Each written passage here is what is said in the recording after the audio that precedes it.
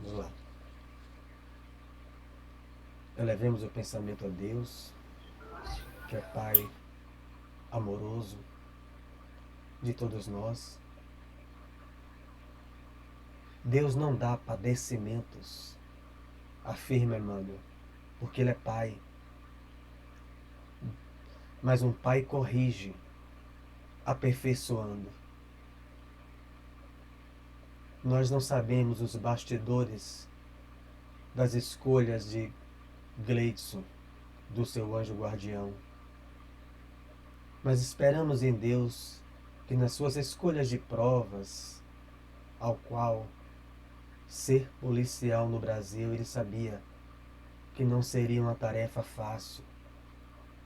Mas esperamos em Deus que ele tenha saído vitorioso como bom filho, bom pai, bom esposo, recentemente casado, como bom cidadão na gloriosa Polícia Militar, instituição. Vai deixar saudades que a doutrina espírita não tem como retirar dos corações de Rafael, seu pai, de sua mãe, de sua tia Itamar, dos seus primos, dos seus irmãos, dos seus amigos. O Espiritismo não retira a saudade de ninguém.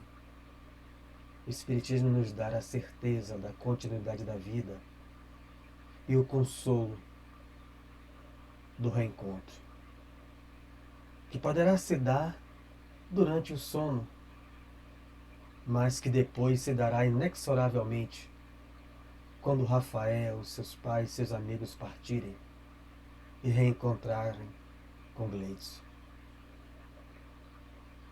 Espero, meu amigo, meu irmão, Rafael, pai,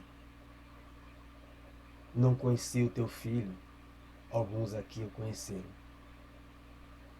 Espero que você encontre consolo em sua fé, não importa qual seja.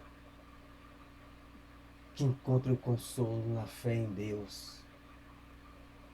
E que seu filho segue sob os cuidados do seu anjo guardião, do irmão Manuel Nascimento de Albuquerque, do caboclo Rafael dos Santos Mineiro, para que ele possa dar continuidade à sua vida de espírito imortal, reencontrando aqueles que o amam e também estão o aguardando no lado de lá, para tocar sua vida.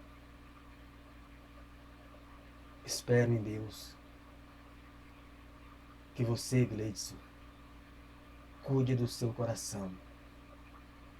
Aqueles que interromperam a sua vida, atraídos pela ilusão do materialismo, a busca desenfreada, enlouquecida por ter coisas materiais. Chegará o dia de todos eles de reencontrar com a própria consciência, onde Deus dá a cada um segundo as suas obras.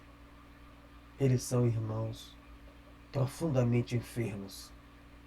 Espero que você aproveite para crescer espiritualmente, fazendo a coragem, a maior coragem que o espírito pode fazer, seja encarnado, esteja desencarnado, perdoar e seguir. Eles, todos eles, os três jovens inconsequentes, têm um juiz que se chama consciência. Onde quer que eles forem, o juiz os apresentará o crime, para que eles se recomponham, reparando com o bem o mal que fizeram. Não cabe a você julgar. Não cabe a seu pai, a nenhum de nós. Ele já tem um juiz terrível, que é a própria consciência, fotografando o crime para onde quer que eles forem. Cabe a você buscar acalmar-se, confiar em Deus, derramar suas lágrimas e depois reencontrar quem lhe ama, para tocar a sua vida, seguindo adiante. Que Jesus abençoe a seus passos, Gleison. Que Jesus abençoe a sua família. E que Jesus ampare aos 3 jovens que, por um ato inconsequente de minutos, afirmaria o Espírito Emmanuel. Às vezes durará séculos de expiações. Que Jesus ampare a todos.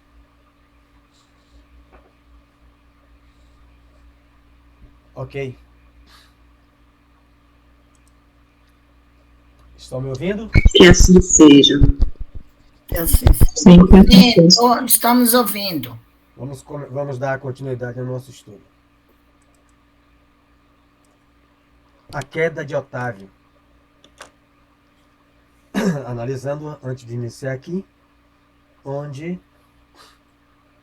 o André Luiz começa o seu curso prático, já que ele está se preparando para ser do centro de mensageiros, centro esse que prepara espíritos para trabalhar no umbral, nas trevas e na crosta terrestre. André Luiz vai trabalhar na crosta terrestre, em um centro espírita, que é o Centro Espírita de Dona Isabel, que é no os capítulos no meio do livro, onde ele vai estagiar como espírito que auxilia aos passes, já que o Centro de Dona Isabel não tem mediúnica. Ela é uma médium recitista, com um palestrante, Bentes, a vizinha que enche os copinhos de água, e aquelas 15, 20, 30 pessoas que lá frequentam com 200 espíritos cadastrados, para a multidão de desencarnados que não entram obsessores, a gente vai ver, porque ela não tem reunião de obsessão. E André Luiz vai passar mais de 20 capítulos para estagiar em um centro, porque ele não tem condições ainda de trabalhar em um centro como um espírito que auxilia no passe a um centro que tem desobsessão. Ele vai começar no princípio, onde só tem uma mulher que recebe receita e os espíritos se beneficiam com as preces das pessoas presentes. Então, veja o trabalho, a importância onde todos nós, Lia, Rita, estamos inseridos. Nos preparamos no mundo espiritual. Não é uma brincadeira isso. Então, nós nos preparamos para ser mensageiro. Distribuir carta? Disseminar só ideias? Não. Disseminar ideias sobre a espiritualidade. A certeza de que Leidson é imortal. Essa certeza que não tira a saudade, as lágrimas, os sentimentos dos seus parentes, dos seus amigos, mas que dá consolo, porque ele segue vivo. Que ele segue vivo. É isso que a gente vem divulgar. Qualquer pessoa que for ao enterro dele espírita, é isso que a Aniceto espere. Não que a gente se desespere, não que a gente pregue pena de morte para os jovens que mataram. Como é que a gente ia pregar isso como espírita? Isso é disseminar ideias espiritualistas? Isso é disseminar, na segunda fala de Aniceto, valores educativos, o que as pessoas ouviriam de nós se a gente apoiar uma pena de morte ou que a polícia vá e mate os 3 jovens? Então, mesmo que eu sendo amigo do pai dele, e vou conversar com ele, como é que eu vou apoiar uma ideia dessa? Jamais. Onde estaria disseminando os meus valores educativos? As minhas ideias espiritualistas, o exemplo que é os valores educativos. Então, tudo que está na vida, como um fato trágico desse hoje, a gente tem que mergulhar no espiritismo, porque nós nos preparamos para isso. É isso que os nossos guias esperam. Não que a gente seja frio, indiferente, que eu não chore junto com o Rafael, que eu não chore junto com outra pessoa. Mas, pô, claro que eu vou chorar, porque eu também sou pai. Eu também sou pai. Então, mas ele não espera que eu vá. Ele esperar que eu vou apoiar uma pena de morte, que eu vou apoiar que faça justiça com as próprias mãos. Não, isso não. Diga, Teresa. É, porque a gente tem que olhar os 2 lados, né? A gente analisa, como você falou, sente a dor, né, da perda, mas de um lado sofre a família do que foi ceifada a vida, e do outro lado a família daqueles equivocados. Então a gente não pode jamais, como espíritas, né, querer que a lei, né, eles trabalham aí, e nós apoiarmos, não é? Que aí estaríamos indo de encontro ao que tudo nós aprendemos. É isso. Então a queda de Otávio é um caso particular, né? Ele cita isso, a gente já leu. É um caso, não vai pegar como regra geral, são casos particulares. E por que que André Luiz apresenta? Não é para a gente julgar Otávio, condenar, censurar, né? É para aprender com as experiências dele. É aquilo que eu falei. Se alguém visita um lar de idoso e o idoso abre o seu coração, se a gente tiver ouvido para ouvir, a gente aprende com as experiências daquele idoso. Olha, meu filho, eu fui abandonado porque eu nunca cuidei dos meus filhos. Só pensava em ganhar dinheiro, ir para a rua e fazer aquilo ali. Eu não estou dizendo que eles estão certos, mas eles me jogaram no lar de idoso e nunca me vêm visitar. Se for um idoso que desabafa o coração, eu também tive responsabilidade por esse ato infeliz que meus filhos fizeram comigo. Eu fui responsável também. Ele está evoluindo. Em nosso lar, ele estaria ganhando bônus hora, porque ele está passando as experiências para mim e para a Tereza que foi ouvir ele.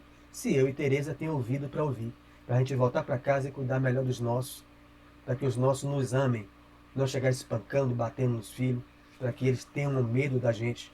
A gente quer que os nossos filhos nos amem. Então vou continuar onde eu parei, fazendo esse breve resumo e hoje com esse momento, né, triste aí para alguns dos nossos integrantes aqui do nosso estudo, esse fato. Então tá aqui. Ele está citando, né? Já citou aqui, ele ficou. Meus parentes, é onde eu parei, eu marquei aqui. Meus parentes conduziram-me a um grupo espiritista de excelente orientação evangélica. Ele vai narrar para Shoei Kami. Já? Então ele está narrando, né?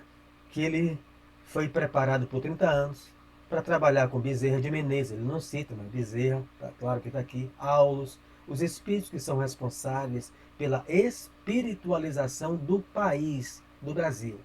Ele se prepara há 30 anos, 6 entidades são seus fiadores, avaliaram a sua reencarnação, que ele prometeu depois receber como órfãos. 3 eram irmãos dele de sangue, 3 eram filhos da madrasta.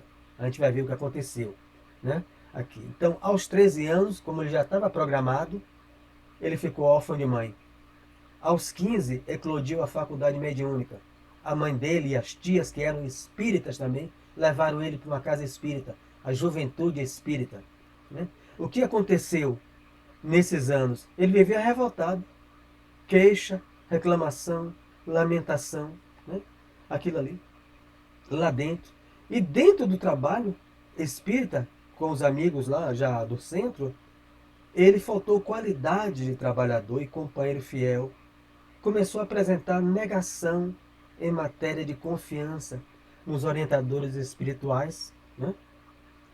Eu vou ler de novo, porque eu li muito rápido.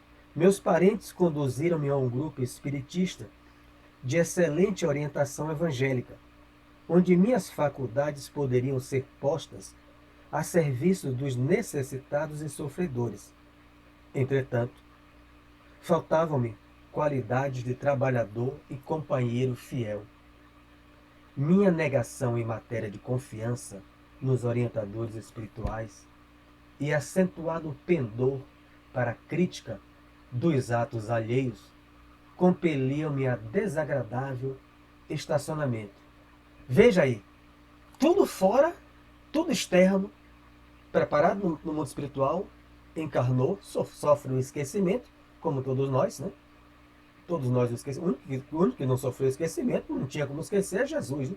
Que já sabia da missão. Mas você vê que João Batista, que era o seu precursor, esqueceu, né? Quando perguntaram a ele na cadeia, estão dizendo que esse homem aí é o Messias, mas o Messias só vem se o Elias viesse antes. Tu é Elias? O que é que João responde na Bíblia? Não, eu sou João. Naquela encarnação era João. Ele não é Elias. E ele também sofreu esquecimento. Mas Jesus, descendo do Tabor, confirma Pedro. Ele era o Elias que havia de vir. Aí João, ou Simão, né? Pedro, então eu compreendi. O Senhor é realmente o Messias. Porque Elias, que era João, perdeu a cabeça, foi morto. Então, ele também tinha um esquecimento. Mas a gente esquece o quê, Elisângela? A gente esquece o detalhe. Está no livro dos Espíritos.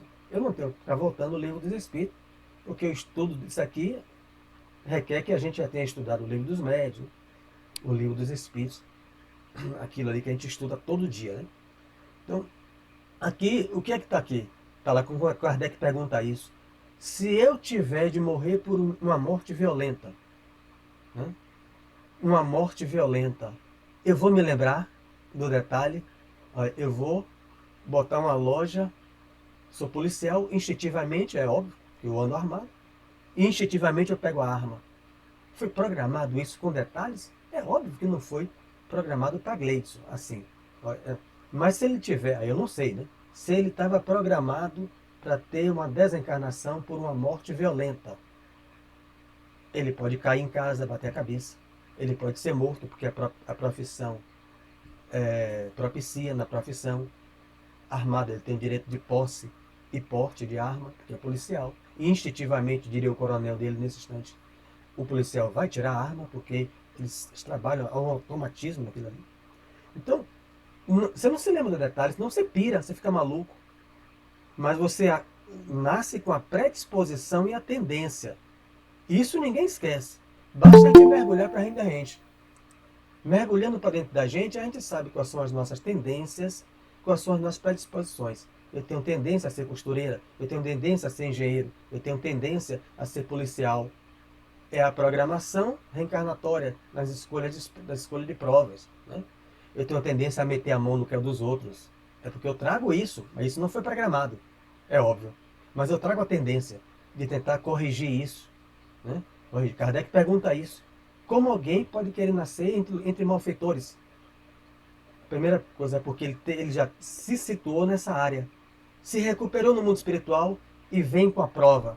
Eu vou superar. Nascendo entre aqueles que agiam igual a mim. Aí, qual é a resposta dos espíritos? A maioria cai. A maioria volta às mesmas coisas. Porque é muito difícil você superar em 1, 2, 3 reencarnações uma virtude. Então, ele começa a... Tudo foi programado, Carmen. O problema era com ele. O problema não é o outro. O problema somos nós. Você pode vir com Jesus encarnado, cara.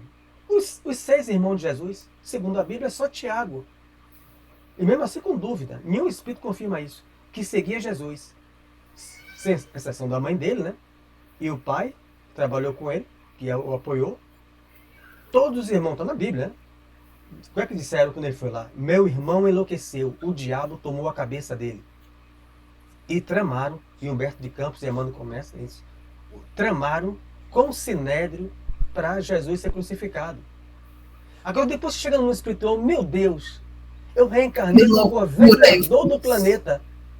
Porque tem gente que acha que nascer em família espírita é um salvaguardo para superar. Você nasce com um Cristo planetário e entrega a ele, não compreende a missão dele e trama contra ele. Então a pessoa, não, eu quero ser só espírita em diante. E isso garante que você vai sair bem na prova? Isso garante aqui. Tudo foi feito para ele. O problema é que era ele. Vivia revoltado. Queixa, lamentação. Né? Tudo aquilo ali foi para o centro. Trabalhar no centro, onde eclodiu a faculdade, recebeu o apoio da espiritualidade, dos amigos encarnados, que para mim com as perturbações do início da faculdade, eclodindo, né? Aqueles espíritos, eles sem compreender. E ele passou a ter negação, não confiar nos guias, criticar os atos ali, como é comum. Aí você olha como é que é. Ele é um jovem, 15 anos, você vê, por que não ficam muitos jovens nas casas espíritas? Que existe autoridade. É só crítica. Eu já trabalhei com vários jovens, a Tereza, e sinceramente eu já chamei palestrante, um monte de jeito para falar por que o jovem não consegue, estou falando criança na evangelização não, o adolescente, não consegue as casas espíritas, toda a foto que você vê de centro espírita é só gente igual a mim, de cabelo branco. O centro espírita vai morrer. O pessoal fica assim, não é possível. Por que não tem jovem? Mas quando você vai para lá, o espiritismo não é doutrina que impõe. Você tem que usar a calça desse tamanho, a saia lá embaixo, senão o diabo lhe leva. O espiritismo não tem isso. O jovem tem o direito de falar, como eu, cabelo branco, como Tereza. Só que o problema é que ele aqui, aí é o caso dele, que a gente não está criticando ele, é para a gente aprender com a experiência dele, né? Mas ele é comum. Começou a criticar os atos alheios, né? E estacionou. Ô Mário, eu estive pensando bastante, por incrível que pareça, eu estive pensando bastante aí durante a semana no caso de Otávio. E aí eu acho que eu cheguei à conclusão, pode ser que eu esteja ainda equivocada, então a gente vai refletir melhor, vocês vão me ajudar a entender melhor. Mas eu fiquei analisando os pontos de Otávio, os pontos assim de muita fragilidade. É a falta de fé, porque ele não confiou na espiritualidade. Ele levou 30 anos se preparando, mas talvez, não vou garantir, o fato da responsabilidade dele começar na adolescência, talvez tenha pesado muito, pode ser uma questão, porque 15 anos é um menino. Ele ainda mostra para a envergadura do trabalho que ele ia realizar, pelo meu entendimento, exigiria muita maturidade espiritual. Mas se ele está tão preso a pequenas coisas, a ficar vendo a vida dos outros, a ser com a língua bem afiada para fazer a crítica, e tudo ele reclama, e nada tá bom, e de repente ele se perdeu a mãe, aí ele se sente um pássaro perdido, sem ninho. Então, uma responsabilidade que ele ia ter, eu achei que para essa missão ele não estava preparado. Espera que a gente vai ler o capítulo todo, Jailson vai esperar, senão ele vai explicar mais ainda, né? Então não vou passar para Jailson ainda, porque ele vai explicando ainda. A gente não fechou o capítulo, a explicação dele. Mas, se você pegar isso aqui, é a mesma coisa de Chico Xavier, né? Chico Xavier, Cláudia Faculdade, né? Começa aos 17 anos, Chico Xavier ficou órfão, Chico Xavier teve madrasta, tudo aqui é a mesma coisa de Chico. Mas só que Chico Xavier tinha muita maturidade espiritual. Sim, mas eu estou dizendo que Chico Xavier também sofreu esquecimento.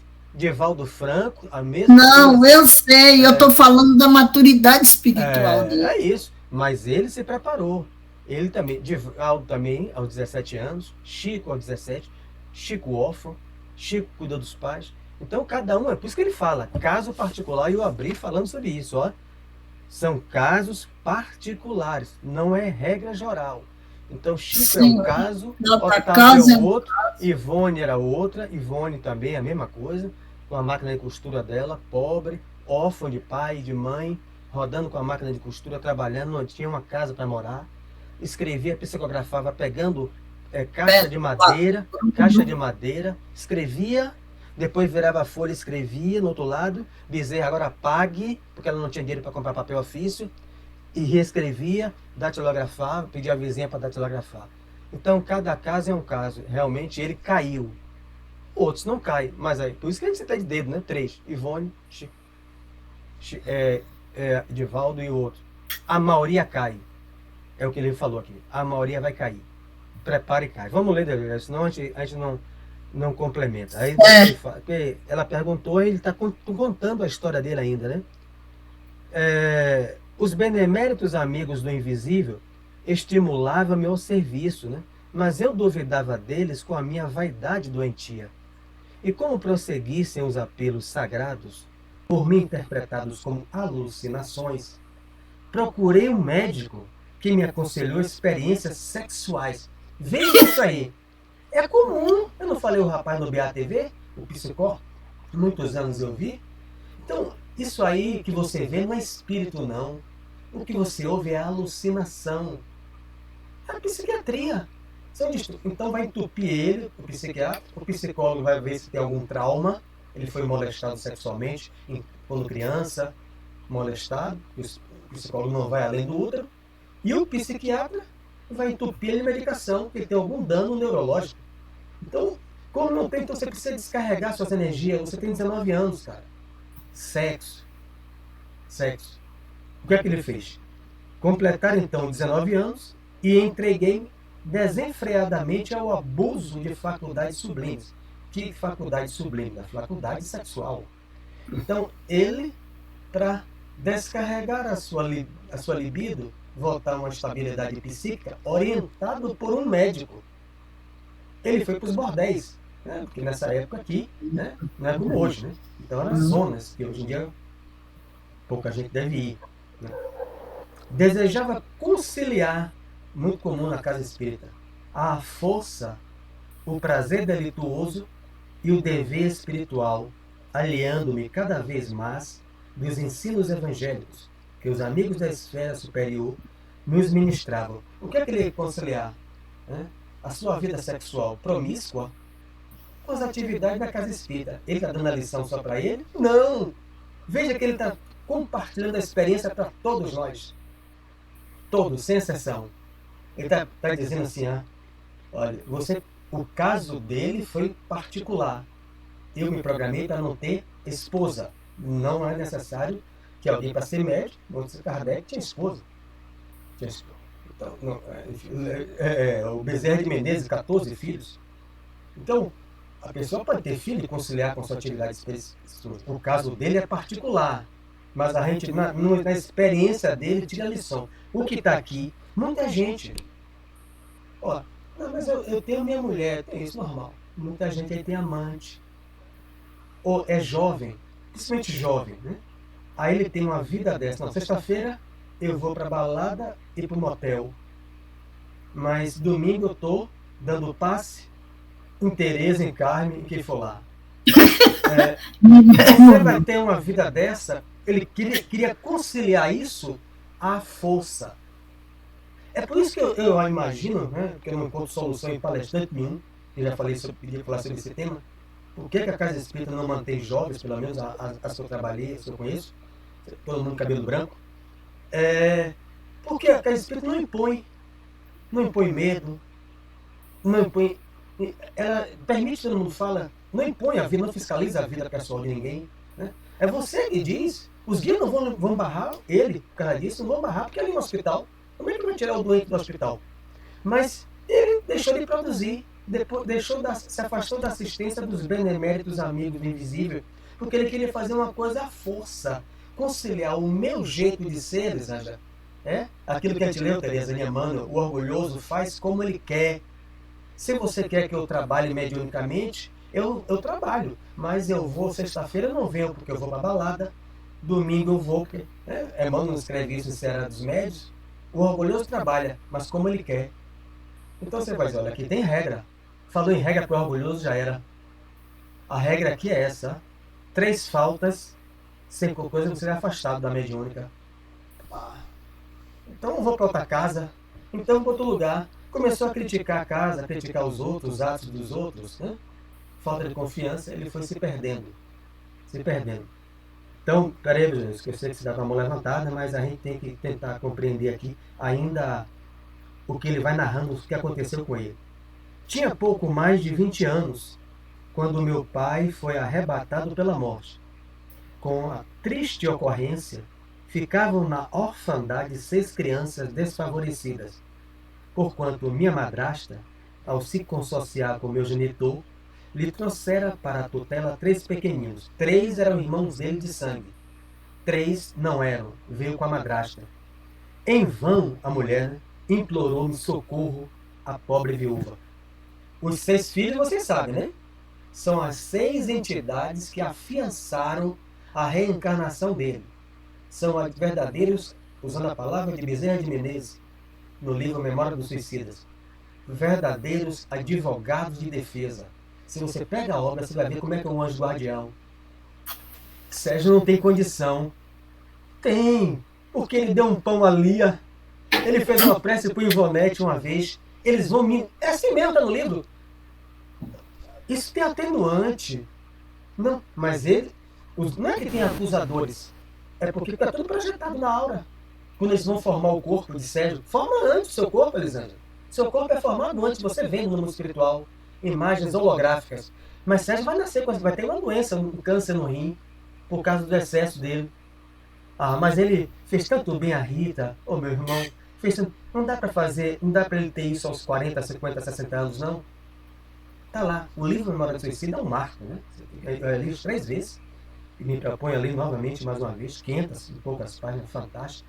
Detalhe aquilo ali, detalhe os atenuantes e os agravantes. Quer dizer, ele teve 6 e que pediram ele só um favor. Cuida da gente, me bota no centro, porque a gente precisa trabalhar. O que é que ele fez? Aí, em vão, nunca me dignei a aceitar os encargos redentores que me estavam destinados. Após 2 anos de segunda viuvez, minha desventurada madrasta foi recolhida a um leprosário, palavra da época. Afastei-me então dos pequenos órfãos, tomado de horror. Abandonei-os definitivamente, sem refletir que lançava meus credores generosos de nosso lar a destino incerto.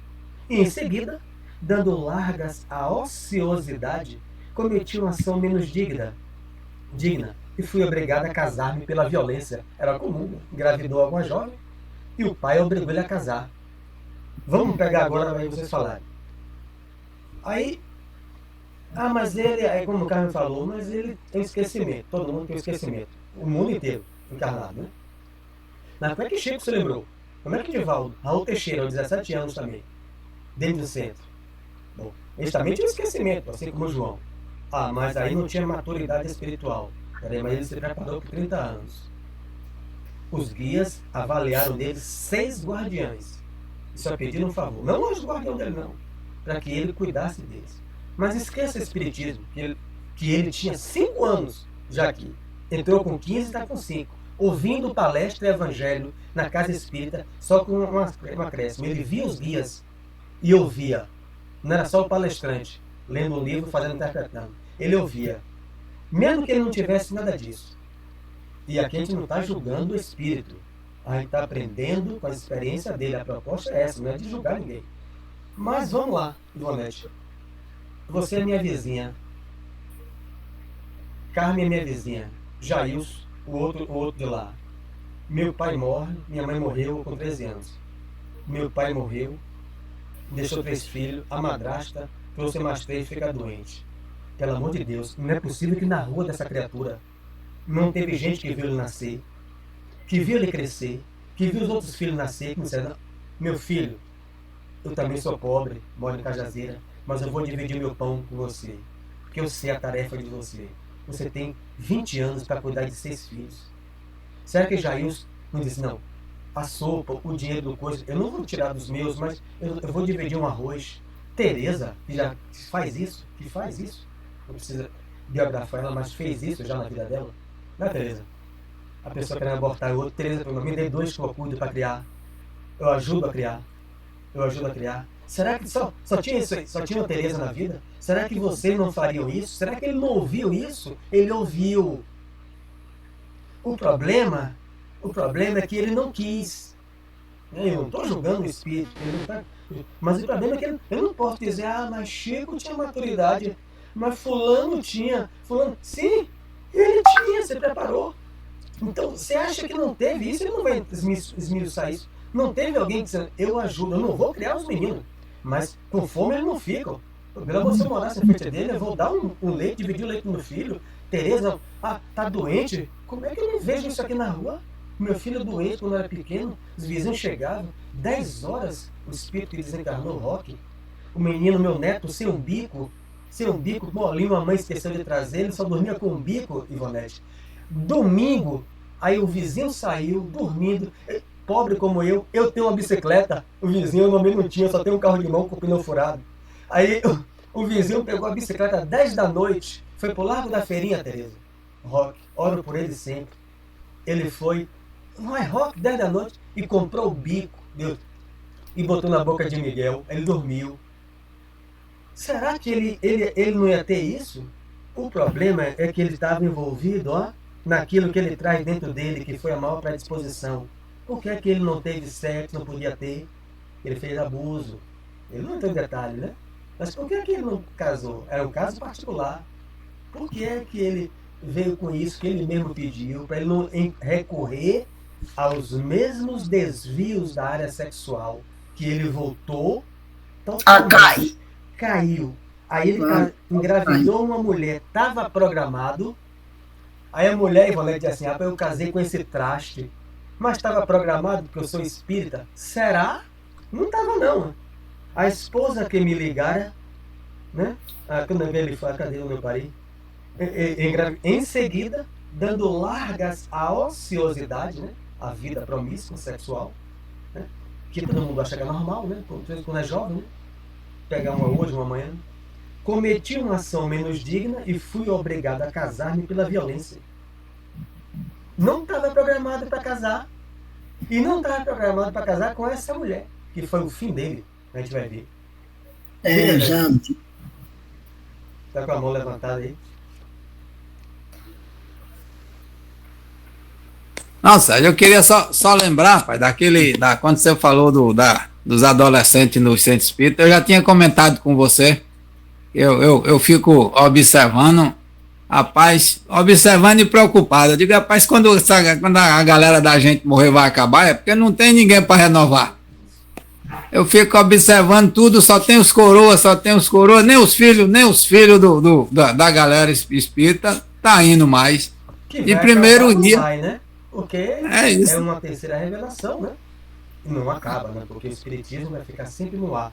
Não, eu que falei assim, sabe? Mas acabar não acaba não, mas o que eu tô é uma tristeza, né? Você vê que não tem renovação, não tem ideias novas, não tem tudo, porque a gente precisa, rapaz, da galera nova, porque eles têm outra formação psicológica, tem outra formação, como é que diz, intelectual, tem visões diferentes, que passa, que ajuda, mas só fica a gente. Mas e aí você, olha aí, Jair, que ele tá aqui, Raul Teixeira, em Mato Grosso, que não tem carnaval, palestra quando ele estava com saudável.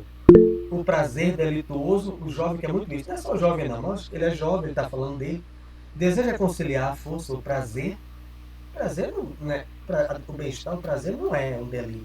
O problema é que ele se permitiu, né, pelos excessos. Né, o sexo não tem pecado nenhum.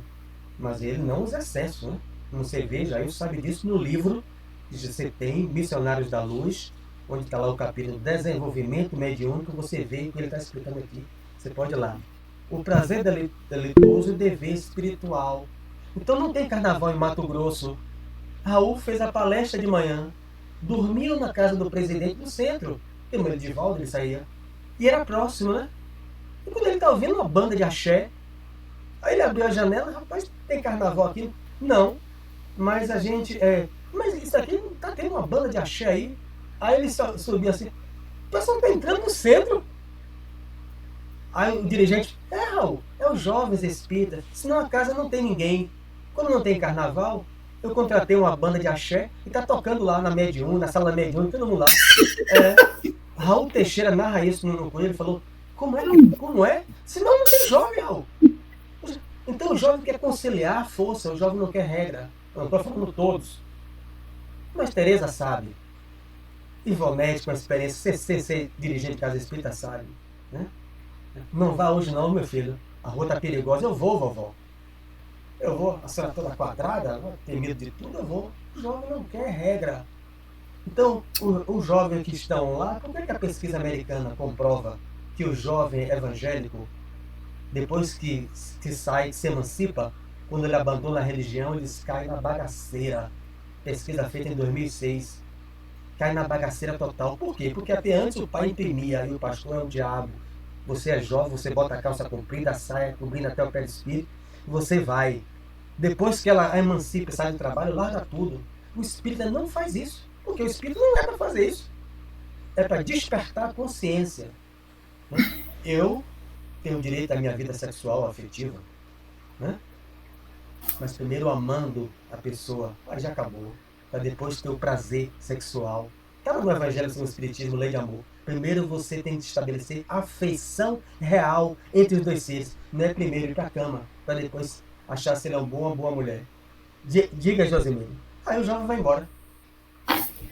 Mas o bom, Mário, que daqui a mais 20 anos ele volta, que aí já está com 40. Diga, Meire. Depois Tereza.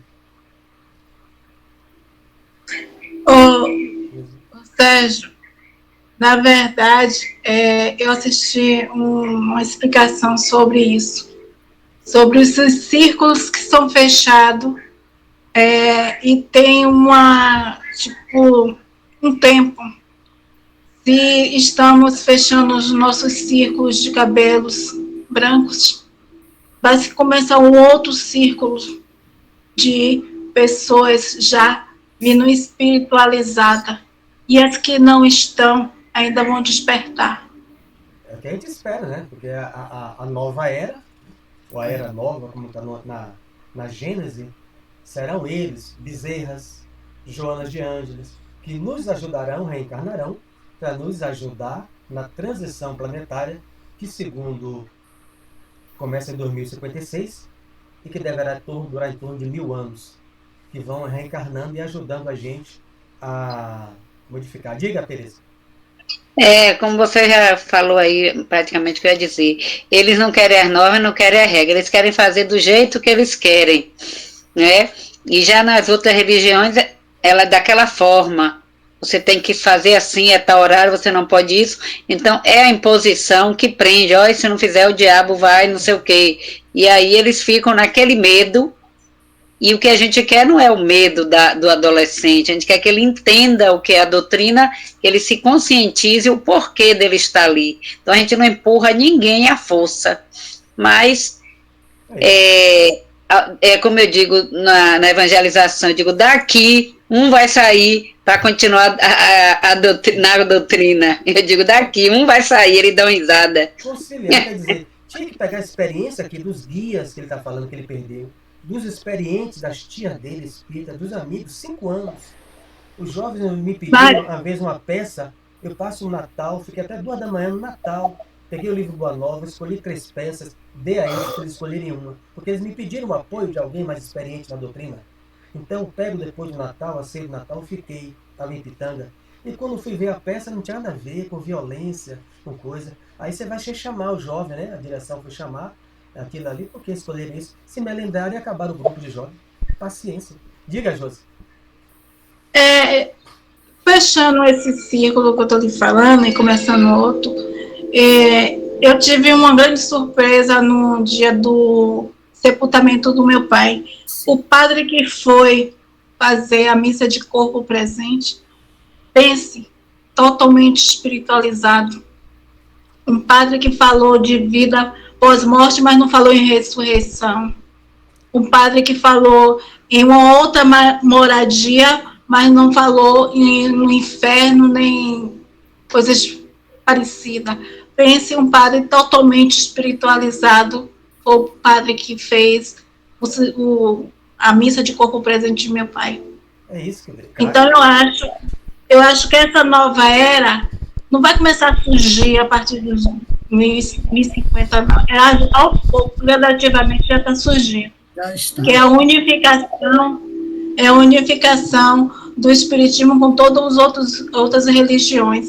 Essa transição, Josi, não é que começa em 2055. 2056 foi uma data que a Emmanuel colocou, né? Que começa de uma maneira mais visível. Embora já começa, né? A gente pega o livro da codificação. A transição começa com a codificação. Tá? Todo no Evangelho e no Espiritismo, a transição já começa naquele período, quando chega a terceira revelação, não virá mais outra. É só essa. Moisés, Jesus e Espiritismo. Começa, mas segundo Emmanuel, de uma forma mais patente, em 2056. Pode falar que o tempo já foi embora. Deixa eu te falar uma coisa. Se alguém tiver o tempo de assistir um filme chamado The Clover, eu botei até aí num grupo, assista. Que ele fala sobre pessoas que descobrem a vida eterna. A divulgação através de um cientista. E as pessoas começam a se matar por causa dessa vida eterna. Então, faz um certo sentido. É um filme mais legal. Ô, Josi, tem no Netflix? Eu assisti na Netflix. Marca aí, viu? Terminou em violência. Casar-me pela violência. Já acabou, foi? Já, há um tempo aí. Passa rápido. 10 minutos. Agora... é assim mesmo, né? Ele está dizendo, mesmo assim... Vamos ler esse trechinho só. Porém, persistiam os chamados do invisível, revelando-me a inesgotável misericórdia do Altíssimo. Contudo, à medida que eu esquecia meus deveres, toda tentativa de realização espiritual figurava-se mais difícil. E continua a tragédia que inventei para meu próprio tormento. Aí é o capítulo 5 do Evangelho segundo o Espiritismo, que está lá, causas anteriores das aflições e causas atuais. O casamento... No caso aqui, a causa atual, né? O casamento... Essa ele não precisava. Botei a mãozinha aí. Mas ele caçou então vai parar e continuou, né? E continuou a tragédia que inventei para o meu próprio tormento. Ele inventou. Eu casei com esse traste, é assim que minha madrinha dizia. Estava programado. Não, nem tudo tá. Tem coisa que é a gente que mesmo, nossas escolhas nessa vida. Diga, Ivan. Sérgio, para a gente atentar bem sobre levantar a mãozinha, ver o que está vendo. Diga então, eu queria falar para você está em que página aí? Eu estou na 51, nessa obra. Agora, diga 51. Aí, dele 51. Diga aí, é isso 51 a minha. Se for esse livro, é 45. Esse aqui. Esse aí é qual, Lisângela? O seu é diferente de 2010. 52. O meu, 45. E esse é 51. Então, aqui a gente vai voltar para essa questão. Vai te abrir trabalhando, quem quiser estudar o capítulo 5 do Evangelho. Né? Porque nem tudo, Ivonete, está programado. Né? Ele casou, né? Vai pegar uma mulher que vai dar um filho de natureza monstruosa. Palavra textual que você já deve ter lido aí. Que vai deixar ele, vai fazer ele morrer com 40 anos de tanto problema. Aí as pessoas vão dizer ali fora, o espírita, estava tudo programado. Não! A programação dele, ele jogou toda fora. Por causa dos desejos sexuais. Fecha a conta e passa a régua. Só os desejos sexuais. Ele jogou. Pagou caro por isso. Tudo fora. E a gente não julga. Porque Emmanuel vai dizer no livro Vida e Sexo que não existe, com exceção de Jesus na Terra, ninguém que possa condenar o outro pelos seus desejos sexuais. Ninguém. Ele faz uma pausa no livro Emmanuel, no mínimo mergulhando para dentro dele, né? Nenhum na Terra, exceção do Cristo quando encarnou, que possa se aventurar a dizer, mas nessa vida eu sou um anjo. E no passado? Eu não sei. Né? Quem não tem pecado, atire a primeira pedra. Né? Então, passado lhe condena. É um filme, Tereza. Nós temos todo o carinho por Otávio. Porque é aquilo que nós falamos aqui, Elisane. Tentando a empatia, né? De passar-se no lugar dele. É fácil falar com Carmen, como eu, 59 anos, espírita, há 25. É fácil falar agora. Mas, e se eu tivesse eclodido na faculdade aos 15 anos? E se alguém me levasse, como me levou minha mãe? Me levou. E por que eu não segui os conselhos de nascimento? Não tinha doutrina espírita, mas era o conselho de nascimento, que era sempre conselho do espírito pelo pai de Itamar, úteis. Por que eu não ouvi? Não, eu ouvi, eu sou surdo. A questão é que eu não escutei, não prestei atenção, e caí na bagaceira. Aí eu vou dizer também, posso dizer, mas eu não tenho uma maturidade de Chico, né? Eu não tenho. Não vai colar quando voltar, não vai. Pode colar um desculpismo pra gente. Diga, Tereza. Quando a gente fala, a carne é fraca, né? Errei, porque a gente começa a botar a desculpa em tudo. E não assumimos as nossas dificuldades. Você fala aí, eu tenho um jovem, né, que eu criei, né, como filho, e é uma dificuldade para ele escutar. Ele ouve, mas ele não escuta. Ouvir é uma coisa, só não ouve quem é surdo. Mas escutar é o que Jesus falou. Ouça quem tem ouvidos de ouvir. Ele está falando para escutar. E aí quando eu explico a ele, eu digo, rapaz, você vai responder muita coisa aí. Aí ele foi batizado na evangélica, né? Estou desviado, mas eu vou voltar. Aí quando eu digo, olha, isso aqui está no livro dos Espíritos, aí leio para ele, né? Aí ele, estou desviado, vou voltar, que ele me responde. Ele foi evangelizado, viu, na doutrina. Mas aí ficou, engrossou o cangote, como dizia minha mãe, foi ser evangélico. Vamos fazer nossa prece, 4 minutos, desejando um feliz final de semana e orar por Gleidson novamente. E por todos os espíritos que aqui estão, né? Eu vou fazer a prece de novo, já pedindo a concentração de todos nesses 4 minutos. O policial que foi assassinado hoje, sobrinho de Itamar, filho de um amigo de infância meu, amigo de Marcelo, amigo pessoal de Marcelo que integra aqui o nosso curso, amigo do sobrinho de Tereza, trabalhavam com ele. Então, uma pessoa que querida aos nossos corações, que passou por essa tragédia, né, já vista e revista na TV o dia inteiro. Senhor Jesus, mais uma vez, nos reunimos para pedirmos a Tua misericórdia pelo Espírito Gleidson, que retorna à pátria espiritual. De onde todos nós viemos, mas voltou de uma maneira tão violenta. Nós não sabemos as escolhas de provas, as necessidades dele. Não cabe a nós mergulhar nisso. Contudo, cabe a nós o coração de pai, um coração de mãe, de amigos, né? O coração daqueles que também amam Itamar, que é tia dele. Que a gente possa dar o nosso conforto, o nosso consolo, alguns presencialmente, outros nesse momento, pelo calor da prece, em especial para Gleidson, para que ele liberte-se de certos desejos inferiores que estão na maioria de nós, de querer saber o porquê, de querer se revoltar com quem fez o ato. Não é o momento disso, Deus.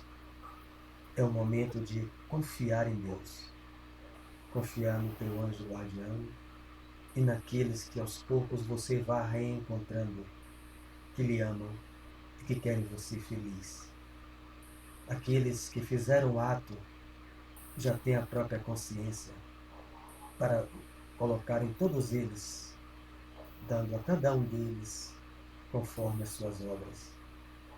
O Espírito Bezerra conclama que nós oremos por aqueles que partem, mas oremos também por aqueles que cometem o ato infeliz, porque ai deles, afirma Bezerra, não sabem o que vai acontecer no seu futuro, para espiar o ato infeliz. Oramos por Rafael, seu pai, por sua mãe, por seus irmãos.